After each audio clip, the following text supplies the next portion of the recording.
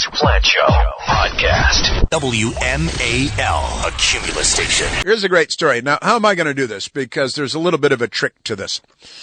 Okay, here's the headline from the Associated Press, the AP. The dateline is the United Nations. That's in New York, but we should really turn that into condos and send them somewhere else. UN predicts disaster if global warming is not checked. Well, hang on. I know you say, well, that's not new. Why are you bringing that? Everybody knows that. A senior UN environmental official says entire nations could be wiped off the face of the earth by rising sea levels if global warming trend is not reversed within 10 years. I know you've heard this. You've heard this before.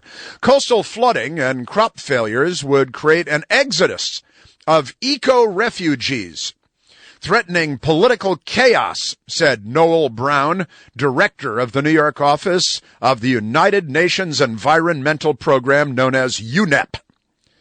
He said governments have a 10-year window of opportunity to solve the greenhouse gas effect before it goes beyond human control.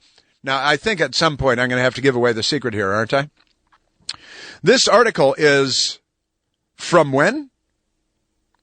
This article is from 1989.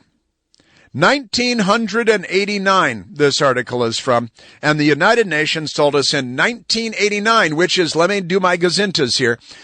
See if you can follow along at home, Democrats. 1989, let's see, 1999, 2009, 2019. That's 30 years ago. 30 years ago, they warned that we had 10 years left or we were all going to die. It was going to be the end of civilization. Nations were going to be underwater. As the warming melts the polar ice caps, ocean levels will rise by up to 3 feet, enough to cover the Maldives and other flat island nations, Brown told the Associated Press in an interview on Wednesday. Coastal regions will be inundated. 1/6 of Bangladesh could be flooded. Poor Bangladesh.